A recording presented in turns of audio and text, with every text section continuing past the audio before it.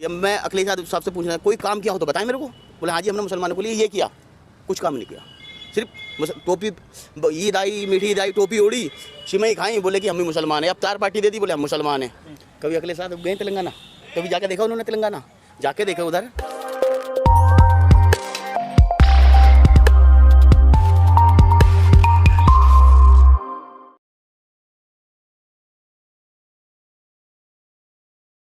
India के अंदर democracy है और हर किसी को हक है अपना इलेक्शन कंटेस्ट करने का, वेदर इट इज़ मुस्लिम और हिंदू और एंड वो किसी भी रीजन से बिलोंग करता है।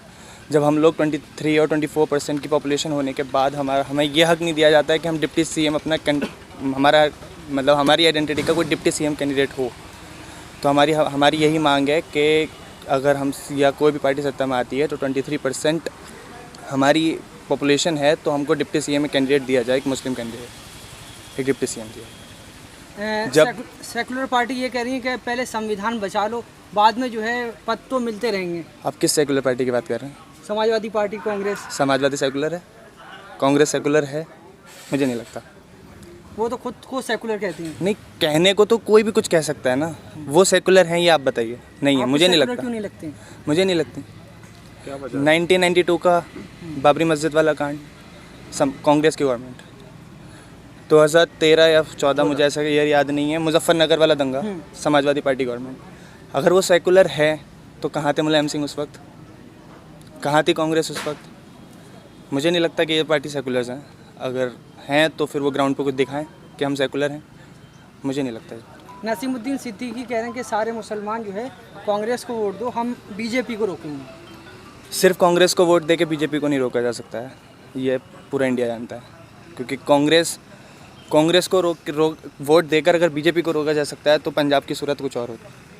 अच्छा, ओवैसी यहाँ से चुनाव लड़ रहे हैं, उनको रोका जा रहा है। आम आदमी पार्टी पहली बार लड़ रही है, चंद्रशेखर रावत की पार्टी लड़ रही है, उनको जो है कोई टिप्पणी नहीं हो रही, उस पर आप क्या सोचते हैं?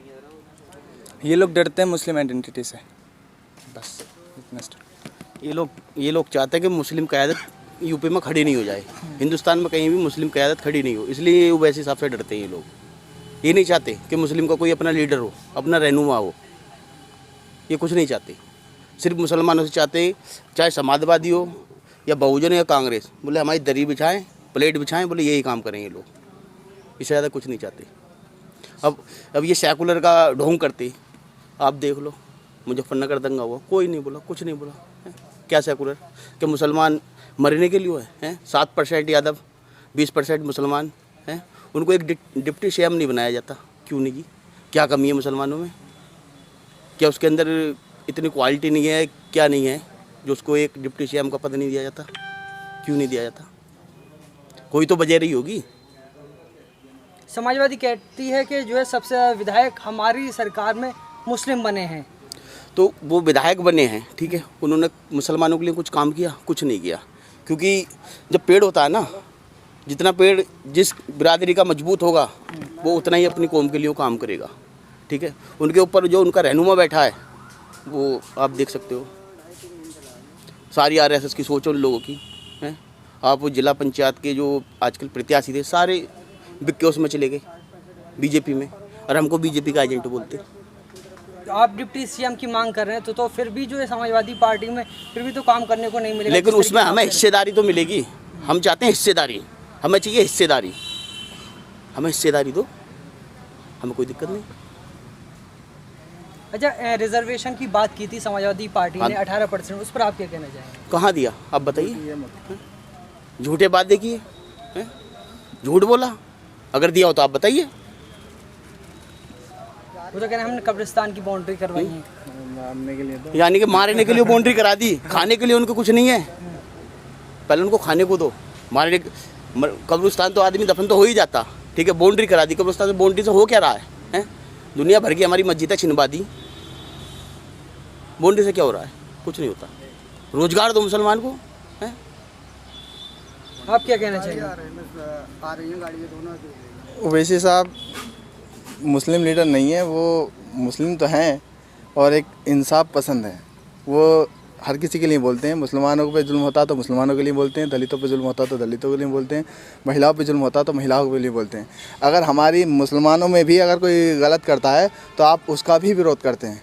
ये आप सब लोग देखते भी हैं और जानते भी हैं।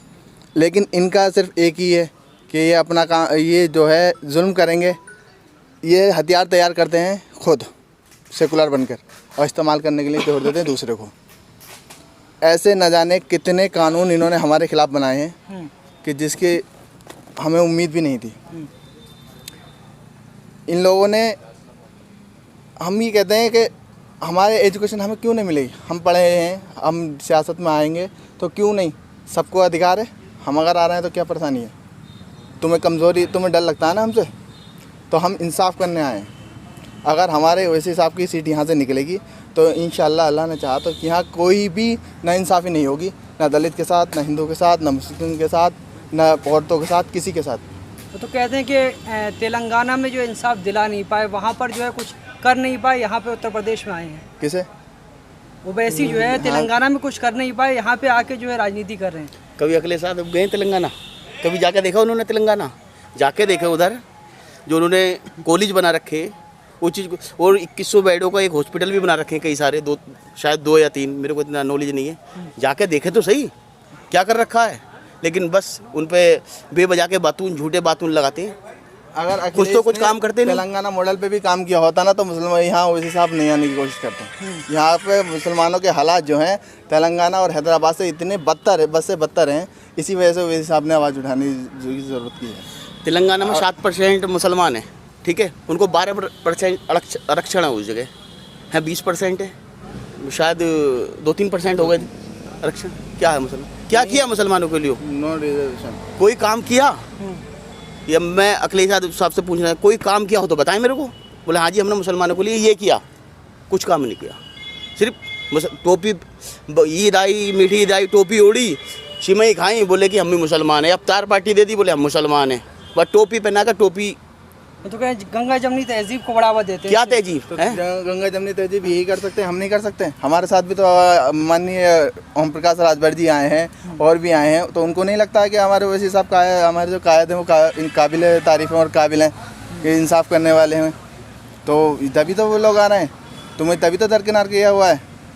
अच्छा 2019 में ओवैसी साहब नहीं आए, तुम लोगों ने मिलकर सरकार लड़ी, सारे मुसलमानों ने वोट तुमको दिया, फिर तुमने बीजेपी की क्यों गवर्नमेंट बनवा दी? क्यों? तुम्हारा गुन्नौर बहुल, यादव बहुल क्षेत्र है, उसके बाद भी तुम MLA तक नहीं जिता पाए वहाँ पे। सारी सीटें मुसलमानों ने तुम्हें जीत के दी, 4 सीटें दी मुसलमानों ने जीत के दी, तो तुम्हारा अपना क्या? उस टाइम तो ओम प्रकाश राजभर भी अलायंस में थे ना, बीजेपी के, एनडीए में थे वो भी, उनकी पार्टी। उनको लगा होगा कि उनको अभी रियलाइज़ हो गया होगा कि वो गलत हैं, आज वो सही जगह हैं, वैसे साहब का साथ दे रहे हैं।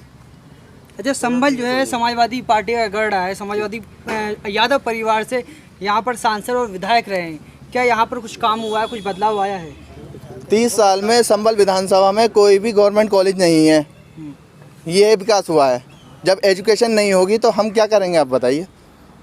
एजुकेशन, अगर जो एजुकेशन मिनिस्टर रह चुके हैं हमारे यहाँ के जो माननीय जी हैं नवाब इकबाल साहब, वो उसके बाद एक गवर्नमेंट कॉलेज नहीं दे सके तो क्या देंगे वो? उनको सिर्फ ये पता है कि इनको जाहिल रखो और इनका इस्तेमाल करो और इन्हें फेंके जाओ, बस।